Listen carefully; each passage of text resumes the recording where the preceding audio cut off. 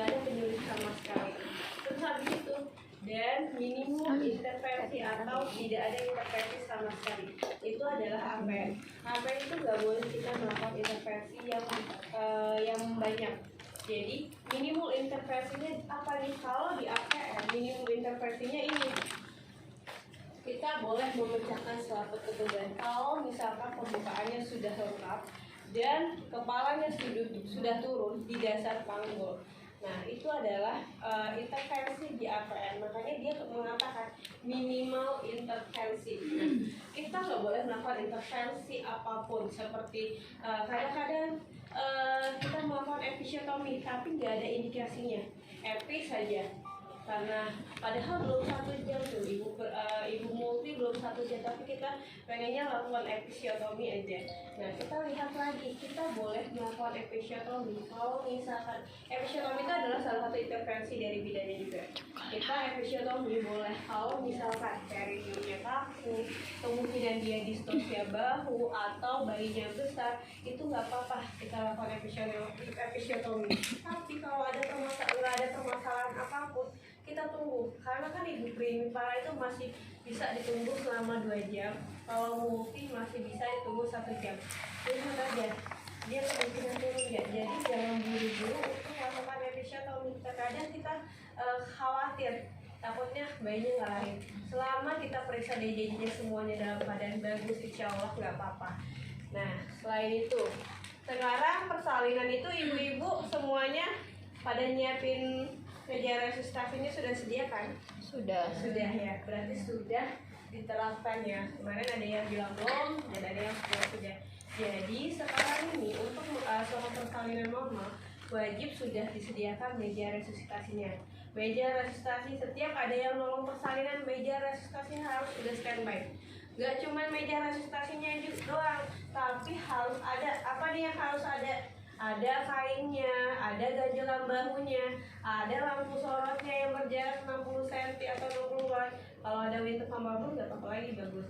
Nah, ada apa lagi? Ada dilinya, ada ambu bagnya, semuanya dilengkap di meja resusitasi. Jadi nggak ada ceritanya lagi. Pas lagi bayinya lahir, tapi dia tidak menangis, kita siapin dulu alat-alatnya. Butuh waktu berapa lama, sedangkan asfiksia itu hal penanganannya harus cepat dan tepat. Kalau ibunya harus nyiapin dulu ganjelan bahunya, siapin dulu kainnya, itu membutuhkan waktu. Jadi namanya asfiksia, penanganannya harus cepat dan tepat. Kalau kita nggak cepat, berarti otomatis bayinya kemungkinan akan kehilangan nyawanya. Nah, otomatis bayi akan meninggal. Nah, bayi meninggal, kita akan menyumbangkan angka kematian bayi di Indonesia. Harus makin meningkat lagi angka kematian di Indonesia. Nah, maka dari itu semuanya harus disediakan. Nah, untuk giling masih rutin digunakan, Bu? Masih rutin ya. Kalau sekarang kita menggunakan giling itu tidak rutin lagi digunakan. Kalau misalkan ada indikasi saja digunakan. Jadi kalau misalkan bayinya tadi asfiksia atau bayinya menangis merintih, bayinya menangis lemah, itu baru kita lakukan gitu. Tapi selama kita yakin dia kehamilannya cukup bulan, bayinya menangis kuat, tonus ototnya bergerak aktif, itu nggak perlu lagi dilakukan penghisapan diri. Karena kenapa? Karena ini resikonya juga lumayan cukup besar. Jadi kita selalu mencuci nih alatnya. Kadang ada yang yang udah kebuka bisa dicuci di buku ya. Ada yang bisa dibuka, ada yang seperti ini. Jadi kita pun cuci alatnya. Terkadang ininya nggak full bersih, jadi nggak bersih sepenuhnya. Nah, ini akan mengakibatkan terjadinya resiko infeksi.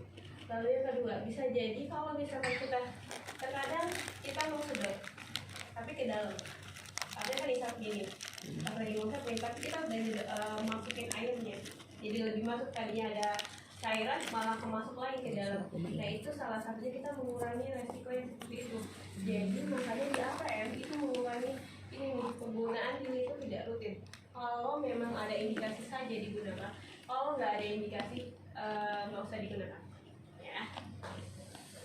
Oke, itu aja. Kita mulai ya. Jadi sama untuk untuk penilaian tetap ada penilaian sikap dan ada penilaian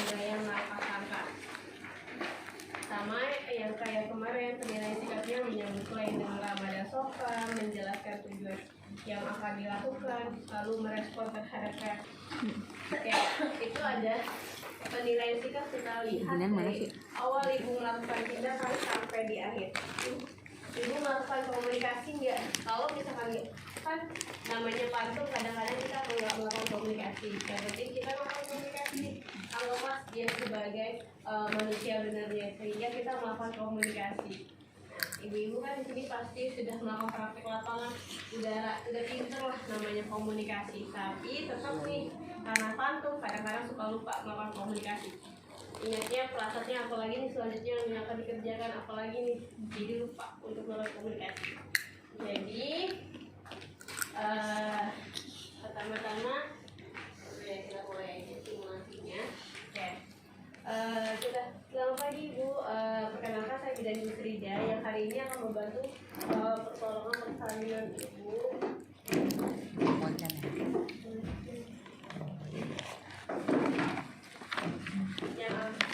Saya Bidan Yusrida ya Bu ya, yang akan membantu pertolongan persalinan Ibu. Gimana Ibu? Mulutnya sudah semakin sering? Sudah Bu Bidan, mulutnya sudah makin sering nih. Oke, baik. Saya lihat ya Bu ya. Kita lihat masuk ke daftar kiri. Lihat tanda gejala fala 2. Kita lihat dulu tanda gejala fala 2-nya. Ada nggak sih dorongan ini beneran? Ada nggak sih tekanan anus? Ada nggak sih perineum menonjol? Ada nggak sih pupanya membuka? Lihat tanda gejala fala 2. Doran teknus berjol pupa. Oh, tadi ibunya mau ngeden-ngeden. Berarti ada dorongan yang ingin beneran. Lihat tekanan anusnya. Ternyata tekanan anusnya terlihat. Perineumnya menonjol. Pulpanya membuka. Pulpanya sudah membuka. Jadi tanda gejala fala 2 sudah ada, baru kita siap alat, siapkan diri. Oke, cuci tangan, siapin alat-alatnya, cuci tangan yang langkah. Oke. Nah, apa yang disiapkan? Jadi. Oke, sebelum itu saya sudah menggunakan APD ya dari tadi. Apron, terus habis itu patahkan ampulnya. Oke, ampulnya dipatahkan, masukkan ke dalam sini. Sampah medis ya, sampah medis. Lalu baru kita nih, saya kasih 4 ini.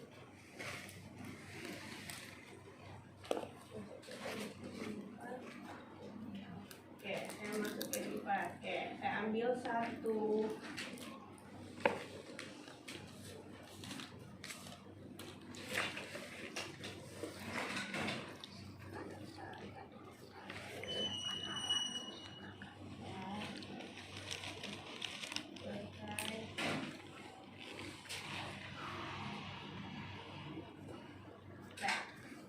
Mau melakukan pemeriksaan dalam. Tadi kan kita tanda gejala fala 2-nya sudah yakin terlihat. Jadi kita memastikan lagi. Siapin apa yang harus dipersiapkan. Oke, saya siapin buat pemeriksaan dalam. Ya, pinggirkan setengah kohernya. Di APM itu boleh dilakukan amiotomi kalau misalkan kepala sudah turun di dasar panggul. Dah.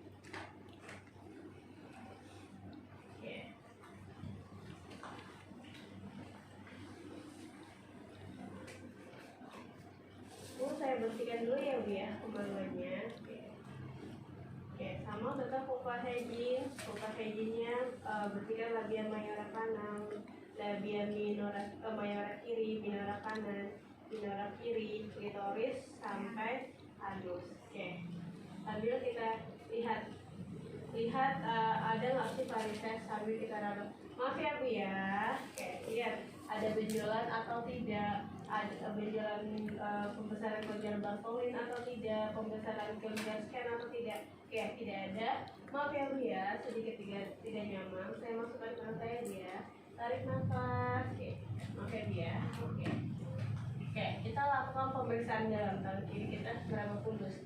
Nah, apa yang kita nilai selama melakukan pemeriksaan dalam? Yang pertama, apa yang kita nilai? Ketuban. Porsionya dulu. Porsionya tebal lunak kah, tebal kaku, tipis lunak. Ternyata porsionya tidak teraba. Lalu apa lagi? Pembukaannya berapa senti? Ternyata pembukaannya 10 cm. Pembukaannya lengkap. Terus habis itu apa lagi? ketubanya menonjol atau tidak, ternyata ketubanya menonjol, berarti itu ketubanya positif. Terus habis itu apa lagi? Persentasinya apa nih? Ternyata persentasinya kepala. Penurunannya bagaimana? Penurunannya di hot berapa? Hot 1, hot 2, hot 3, atau hot 4? Ternyata di antara hot 3 dan 4. Berarti hot 3 plus. Nah, terus habis itu apa lagi? Posisinya bagaimana? Ubun-ubun kecil kiri depan, ubun-ubun kecil kanan depan, atau ubun-ubun kecil depan, umpan depan. Oke, ternyata ubun-ubun kecil kiri depan. Ada nggak sih teknik yang langsung? Kita raba suturanya. Ada sutura tumpang tindih nggak? Nggak ada ternyata. Berarti tidak ada molase. Oke, semua penilaian sudah kita nilai. Baru kita, tadi kan saya bilang ketubanya masih menonjol. Boleh ibu pecahkan ketubanya. Kalau ketubanya.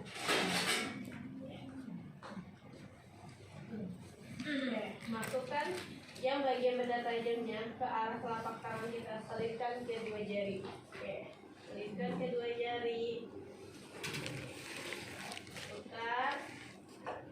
Sambil tangan kiri kita meraba pundusnya. Raba pundusnya. Ada nggak sih terjadinya kontraksi? Ternyata kontraksinya masih ada. Tunggu dulu sampai isnya menurun. Isnya sudah menurun, baru kita melakukan torehkan.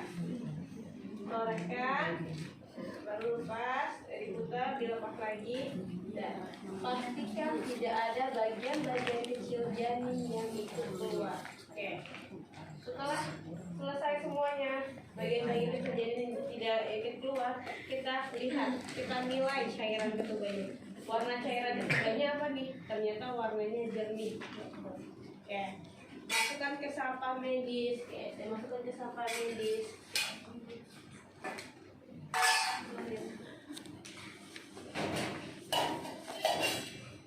Nah, cuci tangan, celupkan sarung tangan, buka secara terbalik, cuci tangan 6 langkah. Oke. Cuci tangan 6 langkah, jangan lupa lakukan DJJ. Oke, lakukan DJJ. Dengarkan DJJ-nya.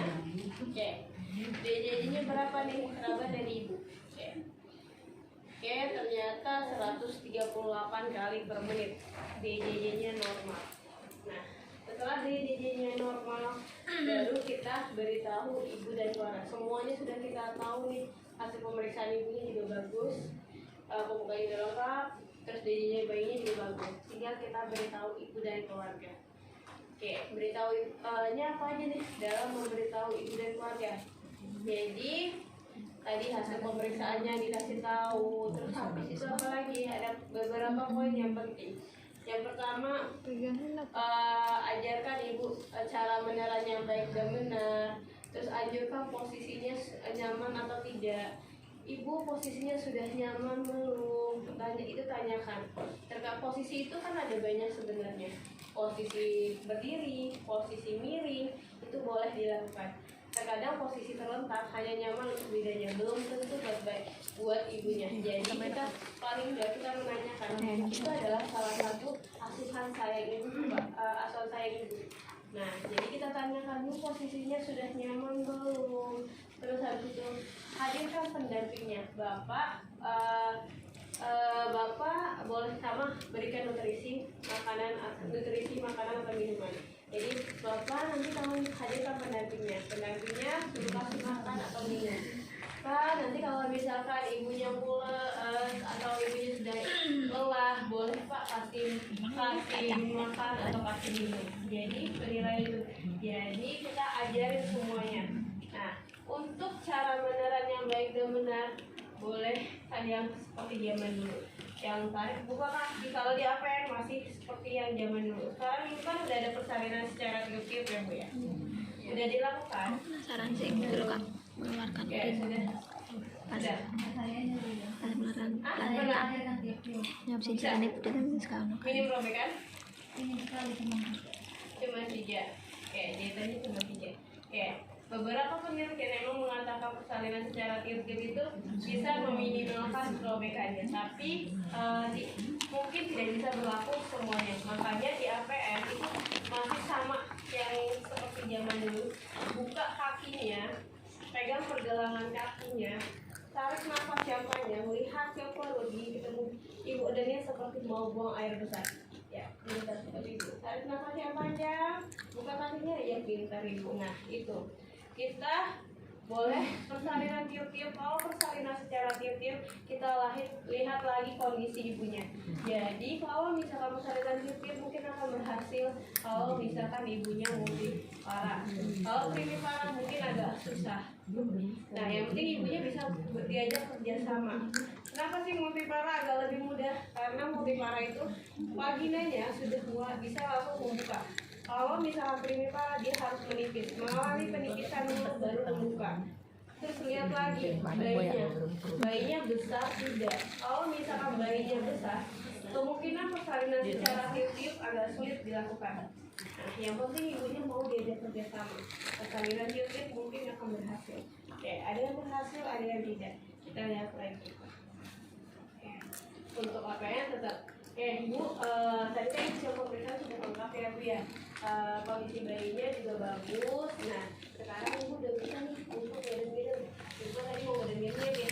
Nanti kalau ibunya mau ngeden, dibuka kakinya nih. Pegang kakinya, lihat ke perut, tarik nafas. Kita kayak gini ya, Bu ya. Nanti kalau ada mules, Ibu mau ngeden. Kalau nggak ada mules, Ibu istirahat. Bapak jangan lupa ya Pak, nanti Bapak kasih makan, kasih minum buat istrinya. Semangat ya.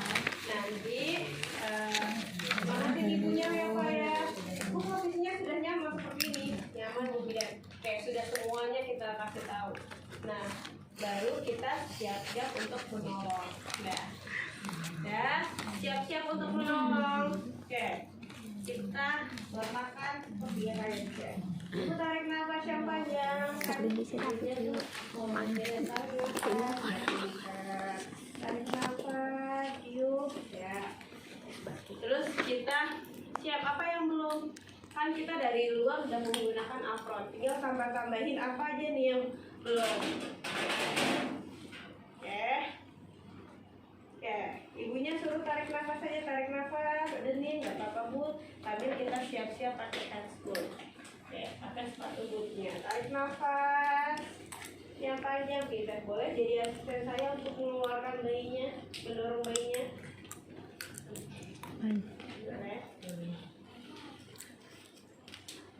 Oke, pintar Ibu tarik nafas. Pak, dikasih minum ya Pak. Iya Bu. Tarik nafas yang panjang.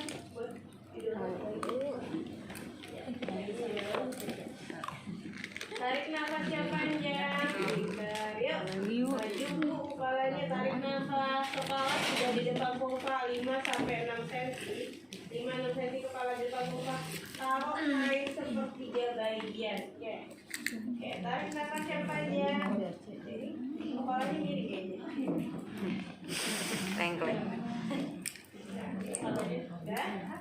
Oke, tarik nafas yang panjang 5-6 cm. Lindungi perineum supaya kepalanya tidak terjadi defleksi maksimal. Oke, ini tarik nafas yang panjang. Ya, pintar, semangat itu. Dikit lagi semangat, pintar. Yuk, dikit lagi yuk, semangat. Tarik nafas yang panjang. Oke, boleh Ibu istirahat. Tarik. Ayo, mulai siap Bu. Tarik nafas yang panjang, jangan ditiup Bu. Kan. Tarik nafas yang panjang. Tiup-tiup tarik nafas yang Ibu. Nah, selesai. Cek lilitan tali pusat. Ada nggak sih lilitan tali pusat? Kalau lilitan tali pusatnya erat, kita klep potong. Kalau lilitan tali pusatnya longgar, kita tinggal longgarkan. Oke, tidak ada lilitan tali pusat, maka kita tunggu terjadinya putaran paksiluar. Putaran paksiluarnya terjadi. Oke. Putaran paksiluar tangan kita nggak boleh melakukan seperti ini, takutnya mengganggu. Nah, sudah terjadi putaran paksiluar, baru tangan kita melakukan diparietal. Taruh di parietal bayinya di dua parietal. Bawa ke bawah untuk melahirkan bahu anterior. bahu anterior sudah tampak, baru bawa ke atas untuk melahirkan bahu posterior atau bahu bawah atau bahu belakang. Sanggah dan susur. Sanggah dan susur. Selesai, baru kita keringkan. Keringkan sambil kita nilai. Yang kita nilai apa? Apakah kehamilannya cukup bulan, terus habis itu apakah bayi menangis kuat, apakah otot bergerak aktif. Jadi itu 3 penilaian. Kalau salah satu jawabannya tidak, maka lakukan tindakan resusitasi. Kita keringkan dari kepala, badan, tungkai sampai ke tungkai. Untuk telapak tangan telapak tangan dan telapak kaki tidak usah dilapak untuk melakukan IMT. Terus ganti air dengan kain yang kering supaya tidak terjadi hipotermi. Letakkan posisi bayi secara mantap di perut ibu. Kala 2 cuma sampai di sini. Jadi sampai bayinya keluar. Nah, nanti lanjut ke asuhan kala 3 dan 4. Ya, lakukan asuhan kala 3, 4 dan lakukan dekontaminasi alat. Sudah selesai. Nah, kala 2 cuma sampai di sini. Kita hatiin alatnya, dekontaminasi, selesai. Ada yang bertanyakan dulu sampai di sini? Kalau nanti pas posting itu Bu langsung di persalinan sampai lambat 3, 4 itu penilaian BBL gitu atau satu-satu sih? Enggak, satu. Kala 2 aja. Kala 3 dan 4, kala 3, 4. Sampai situ. Kala 2 itu kala 2 terus sama satu lagi daftar kliniknya kala 3 dan 4. Nggak usah dipotong. Jadi cuma Nggak sampai dipotong. Karena itu kala 3 gitu ya. ya kala 2 kalau ibu dapat kasusnya kala 2 berarti cuma sampai di sini aja sampai bayinya lahir. Oh, Benar-benar nggak dipotong. Iya. bayinya melahirkan masih kecil. Bayinya lahir dipotong kan? Nggak usah berarti. Pas lagi usia nih Bu, kan Ini lagi udah apa enggak? ngelakuin kala 2 ini. Terus terakhir itu kita tinggal bilang selanjutnya melakukan kala 3 dan kala 4 ya. Hari kotor udah itu udah sampai situ. Bu, bocoran ini kan daftar kliniknya banyak banget ya. yang kita kerjain yang normal-normal aja apa semua yang ada di daftar klik ini kemungkinan keluar segala sungsang. Oh itu. Jadi tergantung dari soal kasus Bu. Jadi nanti ibu dapat soal kasusnya apa. Kan di sini itu persalinan fisiologis itu pasti dapat. Persalinan fisiologis itu kalau di sana persalinan fisiologis itu pilihannya 2. Kala 2 ataupun kala 3 dan 4. Kalau persalinan patologis mungkin ibu dapat sungsang, mungkin dapat distosia bahu atau dapat HPV atau dapat manual placenta, retensio atau neoperi itu dapat. Nah itu kan ada persalinan fisiologis dan ada persalinan patologis. Jadi kalau patologis dapat yang itu, kalau persalinan fisiologis hanya kala 2 atau kala 3 dan 4. Tuh, jadi kasusnya beda. Kalau misalkan yang MTBS biasanya baru sama patograf. Kemungkinan ibu dapat MTBS ataupun atau enggak ibu dapat patograf kayak gitu. Kalau di KB mungkin ibu dapat ABPK, IUD atau implan. Mungkin dapat ABPK, dapat IUD atau dapat implan. Yang teknik sulit itu keluar nggak tuh Bu? Ya tergantung dari soal. Oh, ibu mah. Dia mau fokus ngapalin gitu. Teknik sulit kan tinggal gini doang Bu, tinggal diputar flip secara 180 derajat kan. Dari teknik awal, terus habis itu teknik apa lagi yang kedua? Pop up Teknik pop up, lalu teknik yang sulit. standar. Ada yang Iya, standar. KB pasca plasenta gitu mungkin tuh kamu biar Kalau fokus gitu. KB pas placenta, yang pas placenta kan nggak keluar. Hanya KB yang biasa yang keluarnya. Soalnya kapan dikasihnya? Pas ujian. Kali aja mau belajar dulu gitu mau di rumah. Boleh sekarang nggak mau. Biar ada bocoran tuh soalnya biar ngapain Jadi tergantung ibu dapat soalnya. Hari itu juga Bu pada tergantung price nanti. masa iya biasa kan. kata kakak kelas yang aja Bu, benar nggak Bu? Salah ya? Oke, nanti dilihat lagi ya sama ya. Jadi kalau ditanya diagnosa, tuliskan diagnosanya aja. Kalau ditanya penata laksanaan, tulisin penata laksanaannya aja. Kalau ditanyakan dokumentasi, berarti ibu harus swab. Kalau cuma ditanya anamnesis, lakukan anamnesis. Berarti ibu tanyakan aja anamnesis. Oh, tanya jawab aja. Udah Lagi gitu. ibu tanyain. Udah diulang coba Bu. Apa yang udah diulang? Kalau ditanyain apa gitu kan udah. Oke, kalau misalnya ditanya diagnosis, berarti ibu hanya tuliskan diagnosa aja. Diagnosanya apa nih? Diagnosa dari kasusnya itu. Kalau ditanya penata laksanaan, ibu jawab penata laksananya apa, langkah-langkahnya. Langkah-langkah saya sarankan jauh usah tulis semua daftar tiliknya. Kalau ibu tulis semua daftar tilik, habis waktu ibu. Ibu, ini langkah-langkahnya maksudnya diucapkan apa ditulis? Tuliskan. Oh, tulis. Penata laksanaannya tuliskan penata laksanaannya. Berarti ibu harus tuliskan penata laksanaannya. Terus kan lakukan prakteknya juga tetap kan. Terus apa lagi? Ada simulasi. Terus habis itu kalau anamnesis, kalau disuruh biasanya ada tulisan lakukan anamnesis, tinggal tanyakan saja. Biasanya di apa ya kemarin tuh ABPK ada cuma suruh tanyakan aja, berarti ibu nggak usah tulis anamnesis. Nah, kayak gitu ya Bu. Jadi tergantung kalau Cukup tanya aja berarti kan? Dokumentasikan berarti harus swab. Nah, kayak gitu.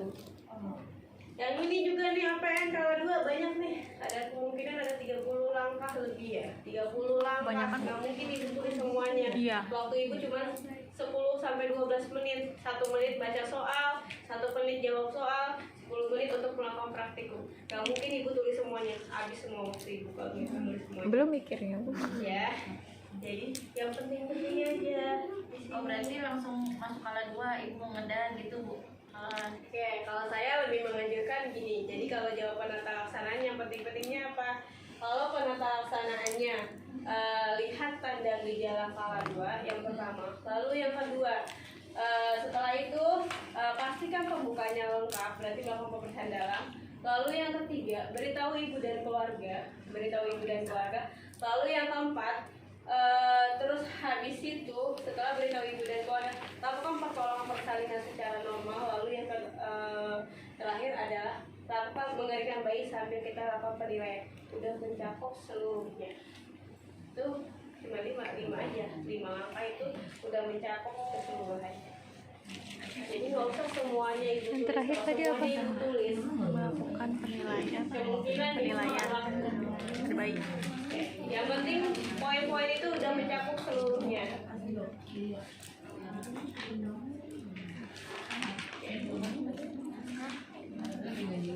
Ada yang mau tanyain lagi Bu?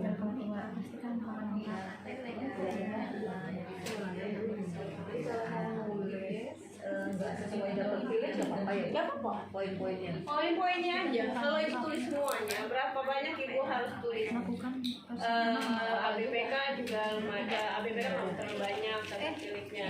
Yang lain-lain kan banyak. Ada yang sampai 30, ada yang sampai 35. Gak mungkin itu ibu dan keluarga. Jadi yang penting-penting aja. Tapi mencakup keseluruhan. Mungkin digadar yang ratio plusnya sangat banyak. Poin-poin ini aja. Tanyakan, ya misalkan disuruh lakukan anamnesis, anamnesis berarti kan kita tanyakan dulu keluhannya, riwayatnya, tanyakan ya ibu riwayat yang untuk mendukung si diagnosa di kasus itu. Tanyakan keluhannya, mungkin keluhannya, terus riwayat penyakitnya selama ini biasanya tuh di KB. Kemarin saya di KB. Oke. Lihat lagi ya Bu ya. Jadi tanyakan, biasa kalau anamnesis berarti kan kita nanya-nanya aja. Nanya-nanya kan subjektif, yang biasa ibu tulis tuh subjektifnya, tanyain riwayat penyakitnya, menstruasinya. Kalau KB berarti menstruasinya kapan terakhir kan. Kalau lagi menstruasi kan berarti udah otomatis bisa dilakukan pemasangan KB. Tanyakan seperti itu Bu. Ya ada yang bertanya lagi Bu?